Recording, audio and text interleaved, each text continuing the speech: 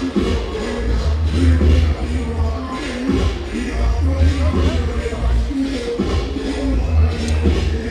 everybody, let me know if you can hear me even slightly. It's pretty noisy here, has to be said.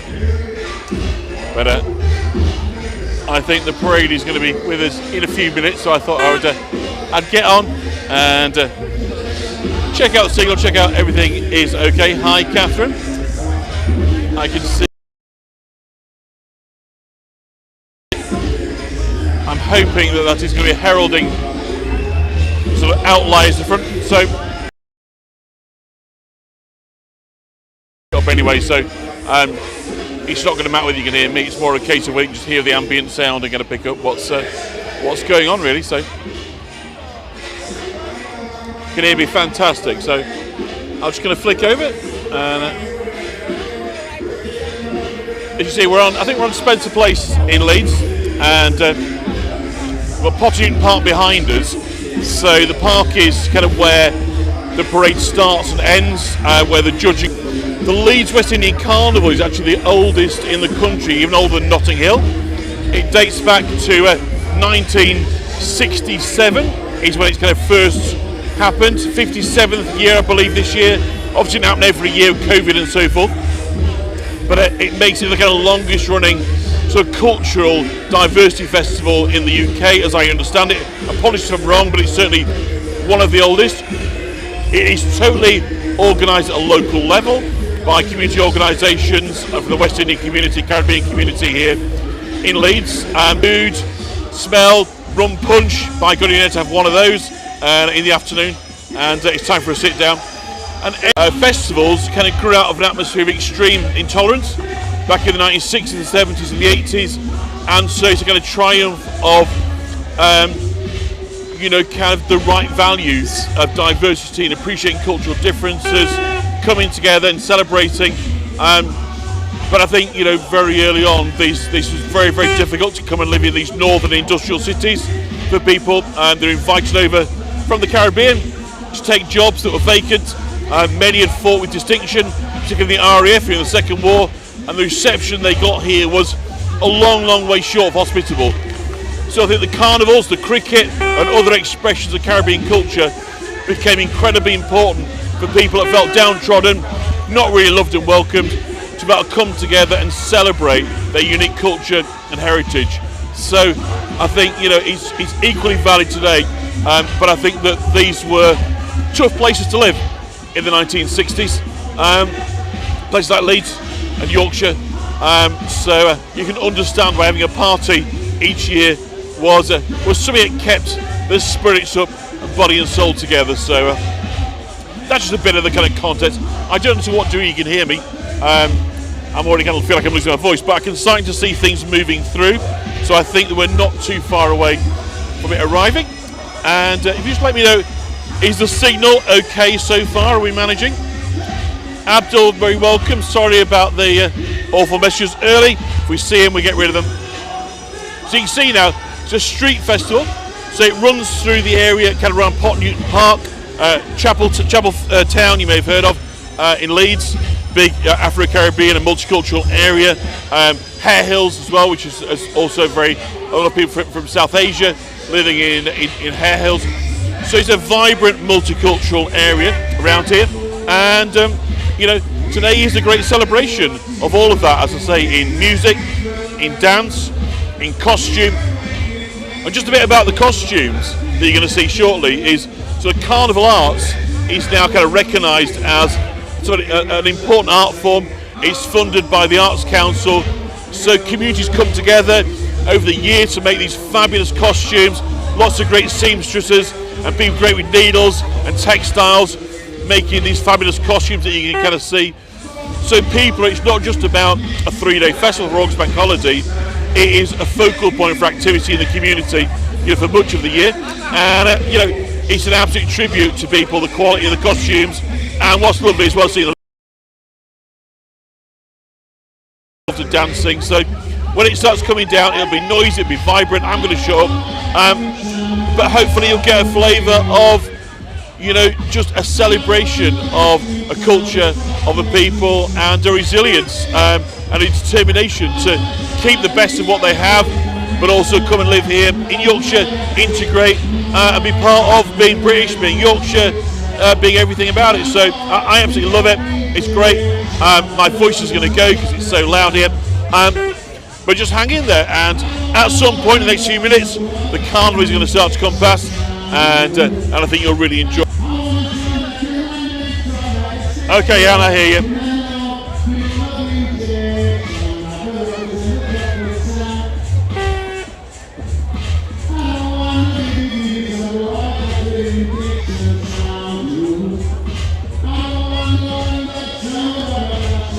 So of course Notting Hill Carnival is also on August Bank Holiday, but this one predates Notting Hill, so it has got the accolade of being the oldest of the West Indian Carnivals, and I believe the oldest diversity festival. I could be wrong on that, don't quote me, but I believe that is the case. So obviously, as ever with crowds, 4G can get up and down. The actual spot I'm standing here is pretty good, so all that's going to vary obviously the amount of people coming by with the 4G, so that is not within my kind of control, so we're just going to live with that, but hopefully it is all good. So we've got Pony Park behind us, which is where, as I say, it all kind of starts off and finishes. So the big party in there, it's about 10 o'clock this evening, and then it'll go on actually a long time after that as well. That's when the official festivities finish. Everywhere you look, there is delicious food, where there's incredibly sweet things, very alcoholic things, very spicy things. There is, an absolute kind of gamut of options for you. So, if their bubbles are kind of showing up. Lethargy likes the music. There'll be a lot of it once the sound stage starts to come through. Obviously, on the wagons you have like the sort of DJs and the sound systems. It gets incredibly loud, but of course, what that is that's the music they're all going to dance to. So, just kind of get lost in the moment. Really, I think it's just tremendous fun. As I say, about 100,000 people attending today, and countless hundreds, if not thousands, will be participating in the marching, in the dancing, in the DJing, involved in providing food here today. So hopefully it's now 3 o'clock. They left the park just under an hour ago, so we'll start to get the sense of the cacophony, the madness, and the sheer fun of the Leeds West Indian Carnival from 2024. I'm looking out as far as I can on the horizon, looking out for signs, and the really kind of elaborate costumes tend to be right at the front, so they're kind of big and built up, sort of held aloft, so you can tend to be able to see them quite a way before you sort of see them up close. So still can't see anything, but there's definitely now a trend of people coming into this area, so it does suggest that we are not too far away from seeing the parade going live. So who have we got on? Let's do some hellos while we're here. So Sarah, the whole community come together, absolutely. It's definitely a community-wide event. As I say, there's a lot of community infrastructure. The Leeds West organising committee from the West Indian Social Club, I think it is. But as I say, obviously people involved in marshalling, in stewarding, in training, in choreography. Obviously these kind of dancers need to be kind of taught and so forth. People making costumes. There is so many ways to input into an event of this nature. So it really does take a community to come together with a determination to make it a success, because obviously there's countless hours. And when you see the costumes, think of how many hours spent sewing sequins on. If any of you have sewed sequins on one at a time, you'll know what I'm talking about. This is feathers, it's sequins, it's a lot of decoration. So all that kind of takes time and dedication and love, basically, isn't it? No one's getting paid to do this. So, it's a measure, isn't it, of how important and special people feel. No sound of it.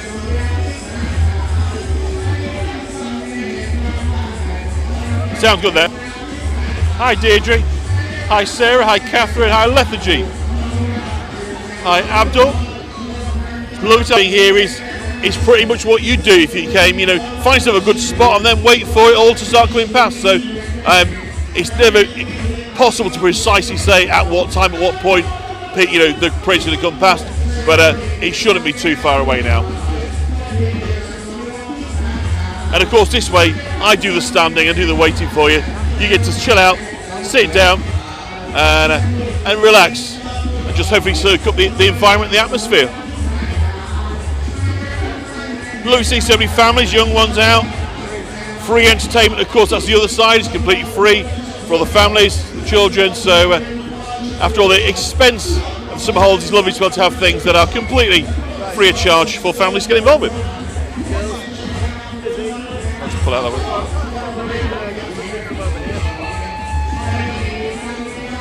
So Deirdre's never seen a Caribbean carnival before? Well, you're in for a treat, Deirdre. It's a lot of fun. It's a very visual spectacle. It's kind of an assault on the senses, really, of music, of dancing, and this guy's moving his car off the road now, so that does suspect that things are starting to happen. So I would imagine there'll be some attempt to kind of clear the road a little bit, to a degree. We'll see. So I suspect there may be some outriders come through at the front first, but again, I couldn't tell you precisely when. So just hang in there, chill out, have a chat, and I will do my best to give you some form of entertainment, at least to give you aware of kind of what's happening, really. And then those that come onto this, watching it afterwards, can of course just whip through this bit and jump straight into the content. But the joy is being here, and as I say, if you were here, you'd be waiting too. So that's kind of like being here then, really, isn't it? Yeah. You're doing what I'm doing, so eagerly anticipating their arrival.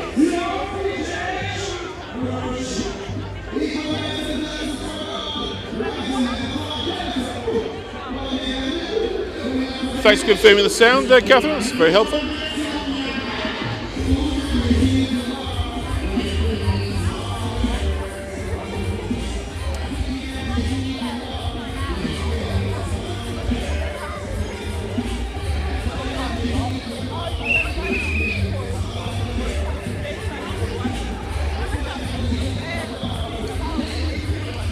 Definitely getting busier now in this stretch in the last sort of 5 or 10 minutes, so it does just be now wandering down to see the Carnival pass by. And I say we've got hopefully a fantastic vantage point, and as long as the 4G thieves don't come along and jam us out, we should be able to get you a great opportunity to really get a front row seat, as you might say, for the entertainment.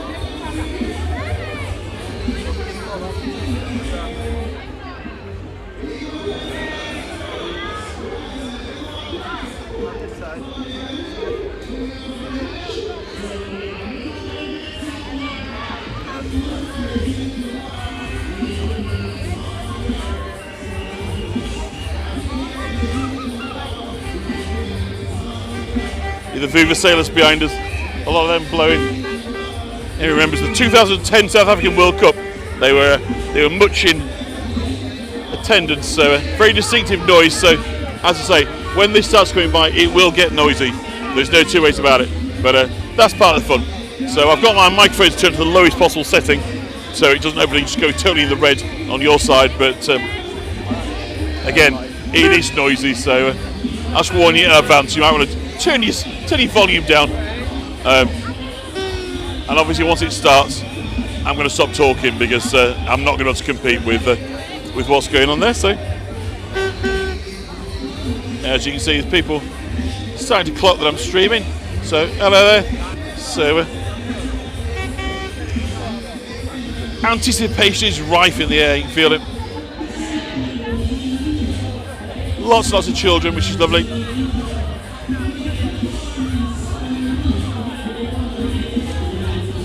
So over on the other side, I was trying to give you a little bit of a zoom so you can see the stall selling. So the guy there saying pineapple punch, which I suspect will be pretty nuclear, if I'm being honest. The amount of rum that goes into it is pretty likely to be what's the word looking for? Certainly refreshing. It'll certainly refresh your thirst, but you may need to lie down afterwards. But there we go, that's the joys of the Caribbean, of course. So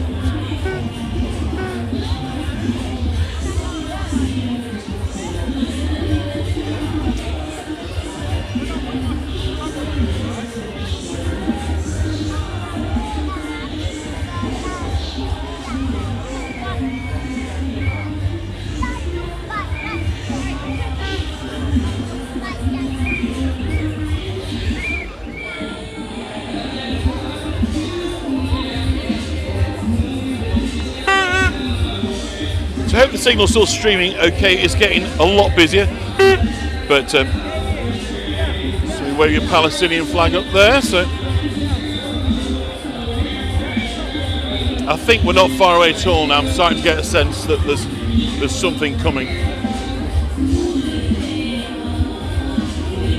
So just sit tight, hang in there, and when it comes, you'll be in the box seat to see it all.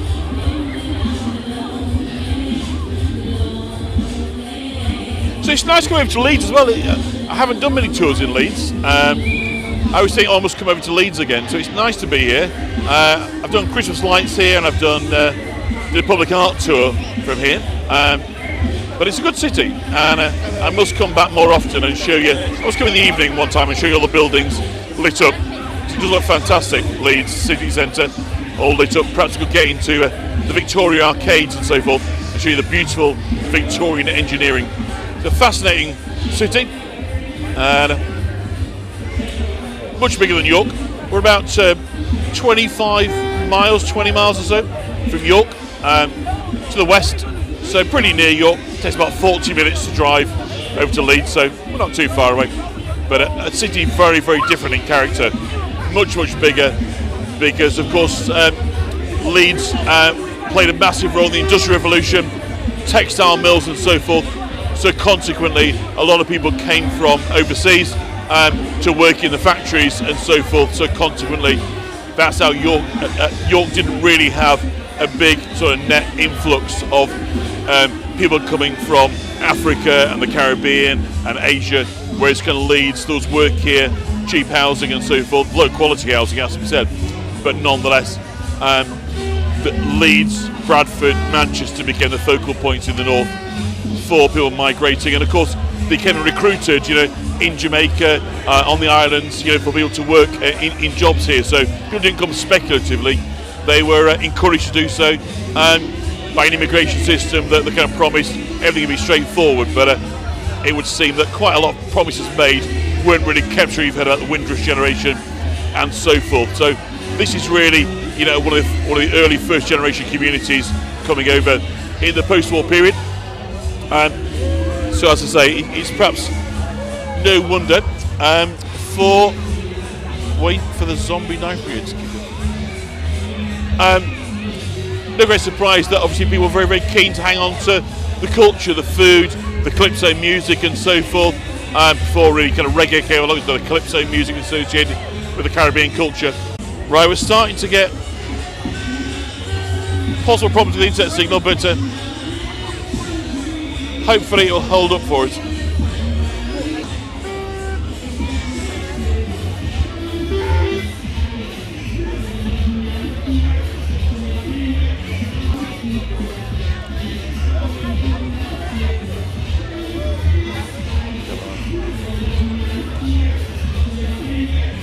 We're more than going to compensate for that.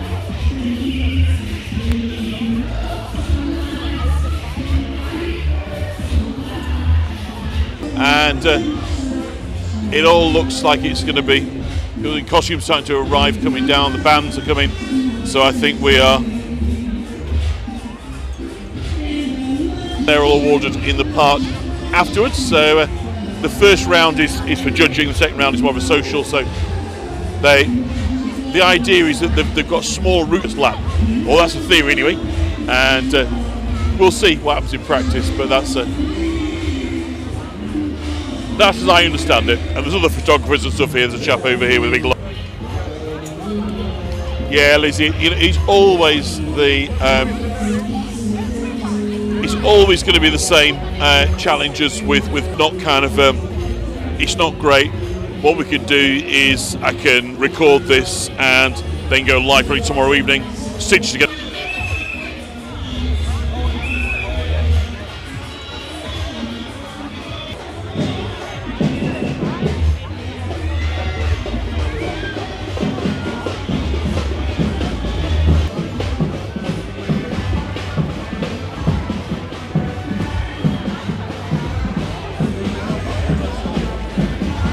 I've done my best to keep the signal up, but it's getting more and more busy.